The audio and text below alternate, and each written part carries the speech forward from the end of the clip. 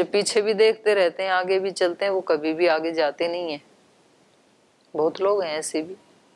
हो सकता है कभी ना कभी उनको ऐसी समझ आ जाएगी कई जन्मों के बाद, लेकिन ये करते हुए कभी भी नहीं जाएंगे। वो तो एकदम से मतलब उसको हटाना ही होता है, आगे पीछे। तो बोल जी क्या फिर घर वालों से बात भी ना करें क्या? कर सकते हो, आसक्ति नहीं होनी चाहिए। पर तो इन्होंने कहा कि इसके लिए श्रेयश्च अस्मै प्रदास्यामि बहुरूपम, अनेक प्रकार का मैं इनको श्रेय भी दूंगा, इसमें कोई संशय नहीं है। त्रयाणामपि लोकानां येन ख्यातिं गमिष्यति न च तौ राममासाद्य शक्तो स्थातुं कथञ्चन न च तौ राघवादन्यो हन्तुमुत्सहते पुमान् वीर्योत्सिक्तौ हितौ पापौ कालपाशवशं गतौ रामस्य राजशार्दूल न पर्याप्तौ महात्मन न च पुत्रगतं स्नेहं कर्तुम् अर्हसि पार्थिव। त्रयाणामपि लोकानां येन ख्यातिं गमिष्यति, ये ऐसा काम है कि जिससे इनकी तीनों लोकों में ख्याति जाएगी, इनका सुयश तीनों लोकों में फैलेगा, ऐसा कार्य है ये। तो कुछ वेद में भी ऐसे बहुत सारे सूक्त हैं जिसमें कीर्ति की, यश की कामना की गई है। और जो आप रोजाना सामान्य यज्ञ करते हैं उसमें भी जो वो आचमन करते हैं, सत्यम यशः श्रीरमयी श्रीहि श्रयताम, तो 2 श्री की प्रार्थना करते हैं आप उसमें। मुझे क्या क्या मिले, मेरे अंदर श्रयताम आश्रय पाई, क्या क्या, सत्यम यशः श्रीहि, श्रीहि 2 बार श्री, सत्य भी मेरे अंदर आश्रय पाए, यश भी मेरे अंदर आश्रय पाए, मेरे अंदर रहे, यश भी हो मेरे पास, सत्य भी हो मेरे पास, श्री भी हो। तो एक श्री का मतलब है ऐश्वर्य, सभी प्रकार का ऐश्वर्य भी हो, और दूसरे श्री का मतलब है अध्यात्म, आध्यात्मिक उन्नति, ब्रह्म वर्चस्व, निश्रेयस। तो 2 बार श्री कहने की क्या जरूरत थी? एक श्री भौतिक ऐश्वर्य के लिए, अभ्युदय के लिए कहा गया है, दूसरा श्री निश्रेयस के लिए कहा है कि दोनों प्रकार की श्री श्रयताम मेरे अंदर आश्रय पाई, क्योंकि एक तरफा मार्ग ठीक नहीं है। सत्य निश्रेयस में आ जाएगा, यश अभ्युदय में आ जाएगा, एक श्री अभ्युदय में, दूसरा श्री निश्रेयस में। तो इसलिए वहां पर आचमन करते करते ही व्यक्ति ने बहुत सारा मांग लिया है। करते आप भी हैं, पर मांगा कि नहीं मांगा ये पता नहीं चलता है। बस जल्दी जल्दी व्यक्ति मंत्र बोल लेता है, पानी पी लेता है थोड़ा सा, सत्यम यश श्रीर्मयी श्री श्रेयताम स्वाहा, आगे चलो हाथ धो। क्या बोला कुछ नहीं पता है, क्यों बोला, कितना मिल गया इतने दिन से बोलते बोलते, कितना और पाना है, कौन सा सत्य चाहिए, कौन सा यश चाहिए, आपको कोई क्लियर ही नहीं है। उधर से भी कुछ मिलता नहीं है, ठीक है टेप रिकॉर्डर की तरह बोलता है, बोल के चला जाएगा। भगवान जी भी निश्चिंत है, इसको कुछ नहीं चाहिए, इसको अपना नाश्ता दिख रहा है, ये 2-4 मंत्र बोल के वहां जाके टूट के पड़ेगा। तो व्यक्ति को खुद इसके ऊपर चिंतन करना चाहिए कि जो मैंने बोला, किसको बोला मैंने, कौन है जो मेरे अंदर इसको आश्रय दिलवाएगा, वो शक्ति कौन है, तो उसको ढूंढना। और सत्य, कौन से सत्य की बात कर रहा हूं मैं, कौन सा सत्य चाहिए मुझे अपने अंदर, सत्यम यशः, कौन सा यश चाहिए मुझे। जितना जितना क्लियर होता जाएगा आपको अपनी प्रार्थना, उतना उतना रिजल्ट आने लगेगा आपके पास। सत्यम यशः श्रीहि श्रीहि मयि श्रयताम। तो यहाँ पर भी ये तो क्योंकि बहुत ऊंचा इनका व्यक्तित्व है, चरित्र है श्री राम का, तो जो महापुरुष होते हैं वो कहते हैं कि चाहे हमारा शरीर नष्ट हो जाए लेकिन हमारी यश कीर्ति नष्ट नहीं होनी चाहिए। अपने प्राण दे करके भी वो क्या करते हैं, यश और कीर्ति को जिंदा रखते हैं। कीर्तिर्यस्य स जीवति। तो जिन महापुरुषों को ये संस्कार मिल जाते हैं, जिन आत्माओं को, तो वो बाल्यावस्था में भी इतने जागरूक होते हैं। नहीं मिलते हैं तो कितने बड़े होने पे भी वो घुटने टिका देंगे। गुरु गोविंद सिंह के जो बच्चे थे, छोटे छोटे ही तो थे, तो उनको बोला कि या तो आप सिख धर्म का परित्याग कर दो, धर्म परिवर्तन कर लो, नहीं तो दीवार में चिन्ह दिया जाएगा आपको। तो इतना छोटा बच्चा, तो सामान्य बच्चा यदि है, वो तो क्या करेगा, तो चिल्लाएगा कि मैं तो दीवार में खड़ा नहीं होऊंगा, तुम्हारे को जो करवाना है मैं कर दूं।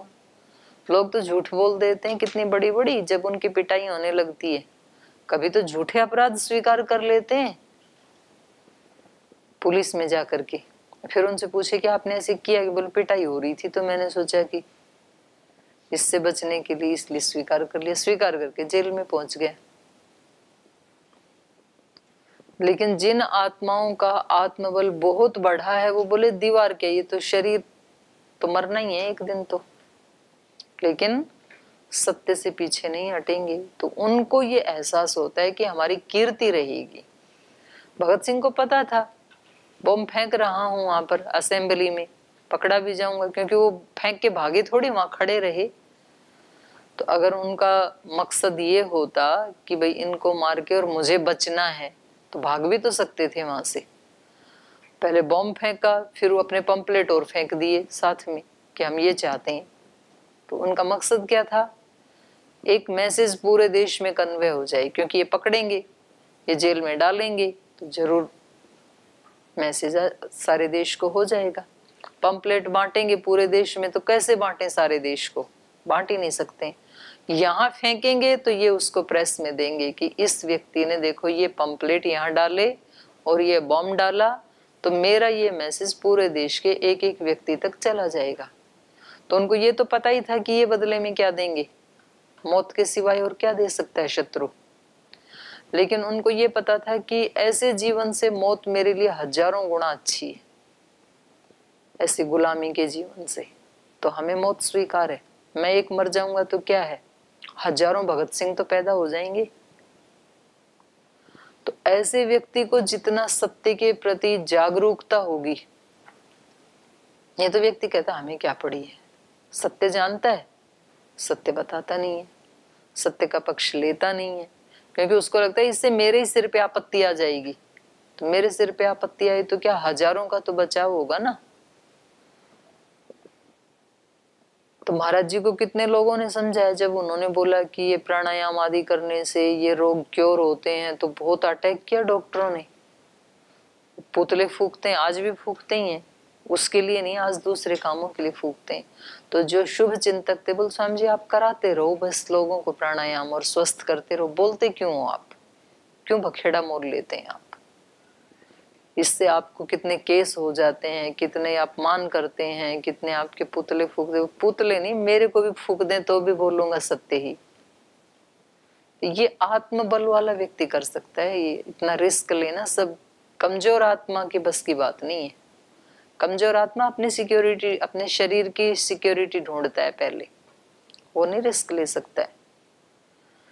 तो यहाँ इनको क्या कहा जा रहा है, त्रयाणाम अपि लोकानाम येन ख्याति ख्यातिम गमिष्यति, आपकी ख्याति तीनों लोकों में जाएगी, ऐसा कर्म है ये। तो जो महापुरुष होते हैं वो किसके लिए जीते हैं, यश के लिए, सुयश के लिए। कुछ लोग बोलते हैं, बोले यश को चाहना ये तो फिर बुरी बात है, यश थोड़ी चाहना चाहिए, यश चाहना कोई बुरी बात नहीं है, बहुत सारी इसके लिए प्रार्थनाएं हैं। वेद उसका निषेध नहीं करता है कि यश चाहना, ख्याति चाहना कोई बुरी बात है। सुयश चाहो, ख्याति चाहो, तो उसके लिए तो अच्छे काम भी तो करने पड़ेंगे, सेवा भी तो करनी पड़ेगी, तपस्या भी तो करनी पड़ेगी। त्रयाणाम अपि लोकानाम येन ख्यातिम गमिष्यति न च तौ रामम आसाद्य कथंचन स्थातुम शक्त। और कह रहे हैं वो श्री राम के सामने आकर के किसी भी तरह ठहर नहीं पाएंगे। भले ही वो राक्षस हैं, भले ही ये 15 साल के युवा हैं, लेकिन इनका आत्मबल, मनोबल और शरीर बल भी देखो जो गलत काम करता है वो देखने में चाहे डील डोल में वो बड़ा भी दिखे, लेकिन वास्तव में वो निर्बल ही होता है। और जो सत्य आचरण करता है वो देखने में भले ही दुबला पतला निर्बल भी दिखे तो भी वो बलवान होता है। इसलिए महर्षि दयानंद ने भी कहा सत्यार्थ प्रकाश में कि चरित्रहीन चाहे कोई चक्रवर्ती सम्राट भी क्यों ना हो, उससे कभी नहीं डरना चाहिए। और धर्मात्मा चाहे कोई बहुत गरीब भी क्यों ना हो तो भी उसकी बद्दुआ से हमेशा डरना चाहिए, क्योंकि उसकी वाणी में बड़ी ताकत होती है। और आचार्य अभयदेव जी ने तो एक पुस्तक ही लिख दी पूरी, ब्राह्मण की गो। गो का मतलब है वहां पर वाणी। वो कहते हैं उस ब्राह्मण की वाणी को कोई दबा नहीं सकता है कभी भी, किसी में ताकत नहीं है। मतलब जो सत्यवाणी है, ब्राह्मण की वाणी मतलब सत्यवाणी, ब्राह्मण सत्य ही बोलता है। ब्राह्मण का मतलब विद्वान, विद्वान मतलब आत्मवेत्ता ब्रह्मवेत्ता विद्वान, न कि शब्दों को रटने वाला विद्वान, उसकी बात नहीं है वहां पे। ऐसा जो योगी है, जो ब्रह्मवेत्ता है, आत्मवेत्ता है, उसकी वाणी को आज नहीं तो कल वो पूरी होने ही वाली है। सत्य प्रतिष्ठायाम क्रिया फलाश्रयत्वम, जो सत्य में प्रतिष्ठित हो गया, जिसकी वाणी भी सत्य है, जिसके कर्म भी सत्य हैं, जिसका विचार भी सत्य है, जिसकी भावना भी सत्य है, जिसका पूरा अस्तित्व ही सत्य है, उसकी सारी क्रियाएं तो सफल होनी ही हैं। उसकी कोई क्रिया असफल हो सकती ही नहीं है। उसमें ताकत है इतने सत्य में। तो कह रहे हैं वो राक्षस इनके सामने ठहर नहीं पाएंगे। आप डरो मत कि वो इतने शक्तिशाली हैं, और मेरा बालक तो अभी युद्ध नीति सीखा भी नहीं है, अभी प्रवेश कर रहा है ये तो यौवन में, लेकिन वो इसके सामने न चेतऊ, वे दोनों रामम आसाद्य, राम को प्राप्त करके कथंचन स्थातुम न शक्त, किसी प्रकार भी वो ठहर नहीं पाएंगे इनके सामने। न चेतऊ राघवाद अन्यो हंतुम उत्सहते पुमान, वीर्योत्सिक्तौ हितौ पापौ काल पाश वशम गतौ। और कह रहे हैं दूसरी एक ये भी है कि तऊ, ये दोनों राक्षस मारीच और सुबाहु, ये राघवात अन्य हंतुम न उत्सहते, उन इन श्री राम के अलावा और कोई दूसरा पुमान, कोई दूसरा पुरुष उनको मार भी नहीं सकता है, भगा सकता है, डरा सकता है, युद्ध में पराजित भी कर सकता है, लेकिन उसका समूल नाश नहीं कर सकता है। बुराई का समूल नाश कौन कर सकता है? भलाई। जीतो जुल्म सहन शक्ति से, क्रोध को दया विचार से जीतो, ऐसे इस संसार को जीतो। बदी हमेशा किससे हारती है? नेकी से। बदी बदी से नहीं हारती। एक व्यक्ति बदी कर रहा है, दूसरा भी साथ में बदी करने लग जाए तो ठीक है, कभी वो नीचे आएगा कभी वो नीचे आएगा, लेकिन बदी डबल हो जाएगी। चलता रहेगा युद्ध हमेशा। ऐसी पीढ़ियां गुजर जाती हैं गांवों में, परिवारों में, शहरों में, समाज में। दो परिवारों की रंजिश बोलिए तो हमारी तो 3 पीढ़ी से चल रही है। पहले इन्होंने हमारे एक व्यक्ति को मारा था, फिर हमने इनके एक व्यक्ति को मारा, जेल में गई, फिर जेल से छूटते हमने इनका मारा, फिर वो जेल में गई, फिर वो आते इनका मारा, ऐसे चलता रहता है। तो कभी भी बदी बदी से नष्ट नहीं होती है, बदी हारती है नेकी से। मंथरा का मन परिवर्तन करने के लिए श्री राम को, सीता को कैसा आचरण करना पड़ा? उससे विपरीत, जैसा उसने किया था उससे बिल्कुल उल्टा। तो फिर वो एक अपने आप ही पराजित होगी, उसको मारने की जरूरत ही नहीं, क्योंकि वो तो खुद ही मरे ही होते हैं। जो इस तरह के अपराध करते हैं, जिनमें ये दोष होते हैं, उनमें कोई शक्ति थोड़ी ही होती है, तो वो तो खुद अपने ही पाप से मर जाते हैं। तो गीता में जो कहा भगवान कृष्ण ने कि ये तो मैंने ही मार रखे, ये तो मरे ही पड़े हैं पहले से, निमित्त मात्र भव सव्य साचिन, आप तो निमित्त मात्र बन जाओ बस इनको मारने में, ये तो मरे ही हैं, उनके पाप ने ही उनको मार रखा है, भगवान की एक न्याय व्यवस्था ने ही उनको मार रखा है। तो इस व्यक्ति को तो केवल निमित्त बनना है। ये बात जैसे बाहर सत्य है, ऐसे ही ये अपने अंदर के शत्रुओं पे भी सत्य ही होती है। हमें ऐसे लगता है ना कि जी ये आदत तो मेरी नहीं बदली जाएगी, ये दुर्गुण तो मेरे से नहीं छोड़ा जाएगा। उसमें कोई ताकत है ही नहीं उस दुर्गुण में। तूने अपने वाली शक्ति का प्रयोग किया नहीं अभी। तेरे अंदर जो दिव्यता है, तेरी आत्मा की जो शक्तियां हैं, उसके सामने ये ठहर सकती नहीं है। लेकिन व्यक्ति अपनी वाली उस शक्ति का प्रयोग ना करके ऐसे बोलता है, जी मोटापा तो अब ठीक नहीं होगा। क्यों नहीं होगा? जिन्होंने उस शक्ति का प्रयोग किया उन्होंने 100 किलो वजन घटाया। जी ये रोग आ गया जीवन में, अब ये तो नहीं जाएगा। क्यों नहीं जाएगा? ऐसे ऐसे तो हजारों लोग हैं जिन्होंने उसको हटा दिया, तो आपका भी जा सकता है। जी मेरे से इतने सूत्र तो याद नहीं होंगे। क्यों नहीं होंगे? आप जैसी बुद्धि वाले ने इससे 50 गुना ज्यादा याद कर लिया, आप अपने वाली का प्रयोग ही नहीं कर रहे हो। तो ऐसा अंदर का कोई शत्रु नहीं है जो आत्मा के बल के सामने खड़ा होने का साहस कर सके।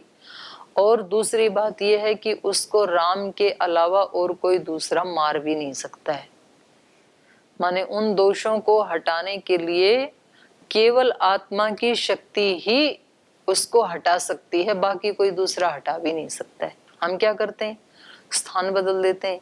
जी यहाँ नहीं, मैं किसी अच्छे गुरु के पास जाऊंगा, वो मेरे को महायोगी बनाएगा, यहाँ तो नहीं बन पाया।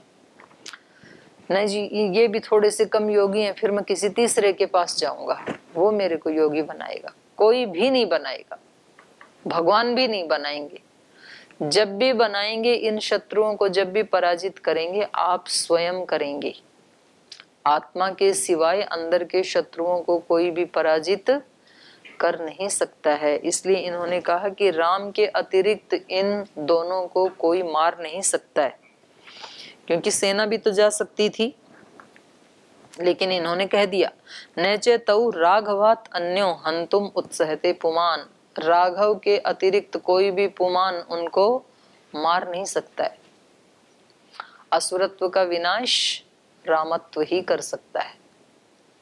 असुरत्व बुराइयां, रामत्व आत्मा की शक्तियां, तो खुद ही करना होता। उससे अपोजिट शक्ति से ही वो नष्ट होते हैं। अग्नि जल से ही नष्ट हो सकती है, अग्नि अग्नि से नष्ट नहीं हो सकती है। उसके ऊपर जल डालेंगे तो नष्ट हो जाएगी। जल कम होगा तो और ज्यादा बढ़ जाएगी। हवा से भी नष्ट होता है, हवा कम होगी तो बढ़ा देगी उसको और ज्यादा। तो नचेतौ राघवात अन्यो हंतुम उत्सहते पुमान, क्योंकि वो भी कैसे हैं? वीर्योत्सिक्तौ हितौ, वो दोनों भी बड़े पराक्रमी हैं। वीर्य मतलब पराक्रम, पराक्रम से उत्सिक्त हैं, वो बड़े बलशाली हैं। वीर्योत्सिक्तौ हितौ पापौ, वे दोनों पापी। काल पाश वशम गतौ, लेकिन वो काल के पाश के अधीन हो गए हैं। व्यक्ति ज्यादा अपराध कब करता है? जब उसका विनाश होना होता है। विनाश काले विपरीत बुद्धि। दिया सबसे ज्यादा कब जलने लगता है? जब उसको बुझना होता है। बुझना होता है ना, तो ऐसे भभकने लगता है कि मैं भी कुछ हूं, तो समझ लो कि अब बुझेगा। जब व्यक्ति बहुत ज्यादा अपने आपे से बाहर हो जाए, बढ़ चढ़ के अपराध करने लगे, उद्दंड हो जाए कि मैं तो किसी को कुछ समझता नहीं हूं, तो समझ लो कि फिर उसका पतन सुनिश्चित है। व्यक्ति थोड़ा सा भी जागरूक होगा तो वो अपने आप को ब्रेक लगाएगा, रोकेगा गलत से कि ये गलत है मेरे लिए और मुझे इसको हटाना ही चाहिए, ये मेरी जिम्मेदारी है। और जैसे ही व्यक्ति जिद करता है कि अच्छा ये मेरे को हटाते हैं, अब तो मैं और करूंगा, तो बढ़ा देता है अपनी शैतानियों को, तो समझ लो कि निश्चित रूप से उसका कई गुना डबल ट्रिपल नुकसान होने ही वाला है। क्योंकि बीज तो अपना फल देगा। जैसा हम बीज बो रहे हैं, तो बीज बोते समय तो हमें लगता है कि हमने इनको क्या कर दिया, इनका अभिभव कर दिया। लेकिन जब उसका फल आएगा तो फिर हम उसको सह नहीं पाते हैं कि ये क्या हो गया। फिर व्यक्ति और ज्यादा तिल मिलाता है। जब उसको कोई प्रतिकूल फल मिलता है तो और ज्यादा तिल मिलाता है, फिर और भूल करता है, फिर और डबल नुकसान उसका होता है और ज्यादा कष्ट उसको मिलता है। इसलिए जब भी व्यक्ति को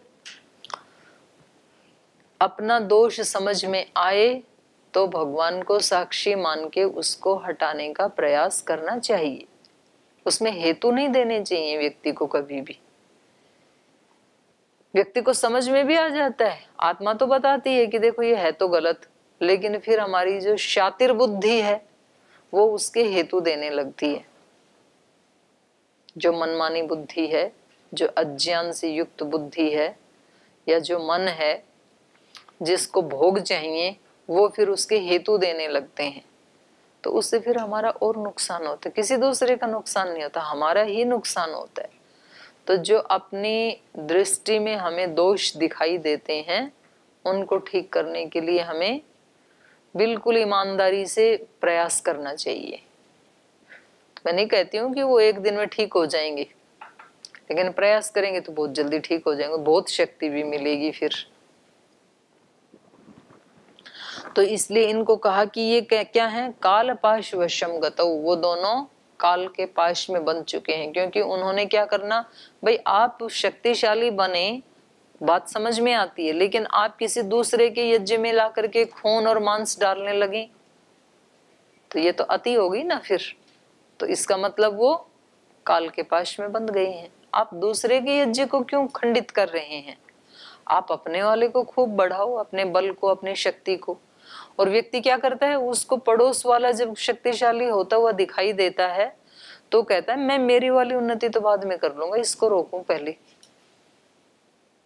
तो वो उसको मतलब हटाने में, दबाने में, आरोप लगाने में, उसको मिटाने में अपनी शक्ति लगा देता है, और यही उसके विनाश का कारण होता है। दो व्यक्ति जब रेस में चलते हैं तो उसको लगता है ये मेरा पड़ोसी है ना, इससे खतरा है मेरे को, तो मैं ऐसा करता हूँ कि पहले इसी को ही टांग मार के गिरा देता हूँ, फिर मैं धीरे धीरे दौड़ूंगा तो भी मैं ही अव्वल आने वाला हूँ। तो इस तरह से दूसरे को गिराने वाला कभी अध्यात्म में तो अव्वल हो नहीं सकता है। संसार में तो कभी कभी हो भी जाता है, ऐसे धोखा दे देते हैं लोग और कुछ समय वो बन भी जाते हैं, लेकिन उनको मानसिक शांति नहीं मिल सकती। आध्यात्मिक उन्नति तो कभी भी गलत तरीके से हो सकती ही नहीं है, क्योंकि ये मार्ग सत्य का है, इसमें असत्य का लेश मात्र भी नहीं चलेगा। इसमें तो जितना सत्य, सत्य में जितनी मुसीबत भी आ रही है तो भी ताकत मिलेगी। भले ही जीवन में बाहर से दिक्कतें भी आ रही हैं, अपमान भी हो रहा है, गरीबी भी लग रही है, लेकिन तो भी यदि सत्य पे हैं आप तो एक अलग ही प्रकार की हिम्मत होगी। लेकिन असत्य का सहारा लिया तो बाहर की चीजें तो मिल सकती हैं, आत्मबल तो नहीं मिल सकता है। लेकिन तो यद्यपि ये वीर्योत्सिक्तौ हितौ पापौ, ये दोनों पापी पराक्रम से सिक्त हैं, बहुत बलशाली हैं, लेकिन काल पाश वशम गतौ, लेकिन उनके उपद्रव इतने बढ़ गए हैं कि वो दोनों काल के पाश को प्राप्त हो गए हैं। रामस्य राज शार्दूल न पर्याप्तौ महात्मना, इसलिए कह रहे हैं कि वो श्री राम के सामने पर्याप्त नहीं है। महात्मनः रामस्य राज शार्दूल, ये जो महात्मा राम हैं इनके सामने उनका टिकना पर्याप्त नहीं है, नहीं टिक पाएंगे।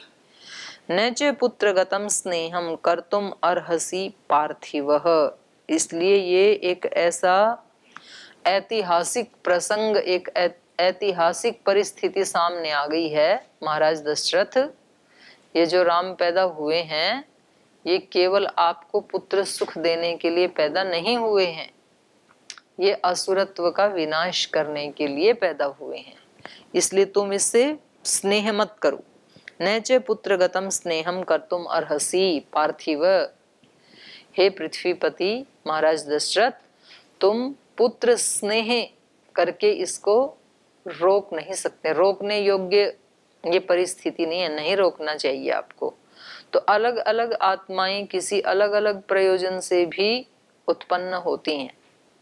जो विशेष आत्माएं होती हैं जिन्होंने पिछले जन्मों में कुछ विशेष साधनाएं कर ली होती हैं, तो वो इस जन्म में कुछ विशेष प्रकार के कर्म करने के लिए ही धरती पे आते हैं। फिर तो उनको सामान्य रूप से कोई उनको अपना बनाना चाहे, एक सीमित कटघरे में उनको रखना चाहे, वो नहीं हो सकता है। तो ये उस व्यक्ति को भी पता होना चाहिए और ये उसके स्वजन परिजनों को भी पता होना चाहिए कि ये किसी एक व्यक्ति के लिए नहीं बने। हम जैसे श्रद्धेय स्वामी जी महाराज के पास रहते हैं तो हमें स्वाभाविक ये लगता है कि जी पता नहीं भीड़ में कौन कैसे आएंगे। जैसे भारत स्वाभिमान यात्राएं होती थी ना, तो ऐसे डर लगता था, क्योंकि उस समय कांग्रेस से पंगा ले रखा था कि जी पता नहीं कोई पास में आके वो चरण छूते समय, आजकल तो ऐसी ऐसी नीडल्स आ रही हैं, कोई एक नीडल चबो दे पैर में, तो ऐसे ऐसे रोगों की आ रही हैं। तो फिर तड़फता रहे व्यक्ति सारी जिंदगी भर, तो क्या जवाब देंगे? थोड़ी तो दूरी बना के रखो। अभी कोरोना काल 6 महीने से जी कम मिलो दूसरे लोगों से, मिलते भी हो तो आते ही कम से कम उनको इतना निकट मत बुलाओ। और महाराज जी जो भी आए उसको हाथ में कोड़ी भर के उसके साथ फोटो खिंचवाते हैं। तो बाद में हमने सोचा भाई महाराज जी को महाराज जी के ढंग से ही जीने दो, क्योंकि हमारे कहने से महाराज जी चलने वाले नहीं हैं, क्योंकि वो किसी एक सीमित परिवार के लोगों में और उनके निर्देश के अनुसार उनका जीवन मिले, इसके लिए वो पैदा ही नहीं हुए। वो बहुत लोगों की भलाई के लिए ही पैदा हुए हैं और वो करेंगे, और उसकी रक्षा वो सारी समष्टि करेगी। उनकी रक्षा, उनको कुछ नहीं होने वाला है। तो इसलिए उनको उन्हीं की उस पे छोड़ दें, साधुता पे। वो जैसे जीना चाहें वैसे उनको जीने दो, उनके ऊपर कोई प्रतिबंध नहीं होना चाहिए।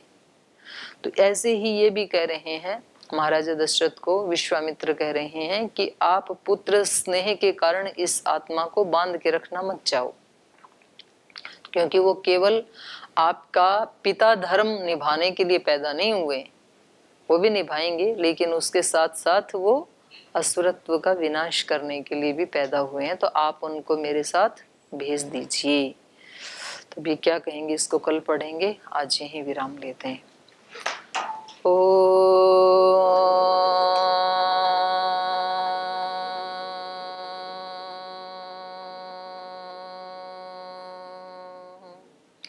शांति शांति शांति। श्री गुरुभ्यो नमः। राम का गुणगान करिए, राम का गुणगान करिए, राम प्रभु की भद्रता का, सभ्यता का ध्यान धरिए, ध्यान धरिए, राम का गुणगान करिए, राम का गुणगान करिए।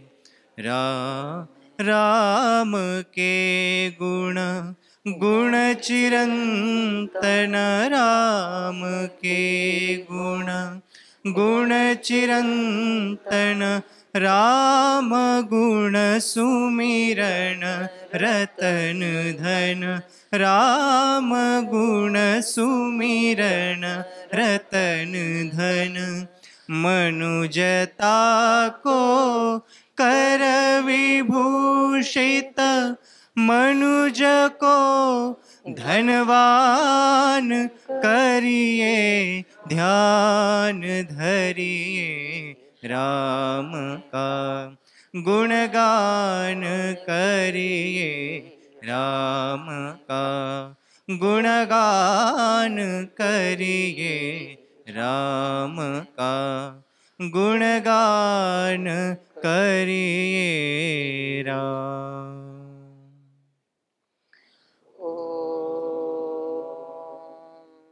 श्री गुरुभ्यो नमः।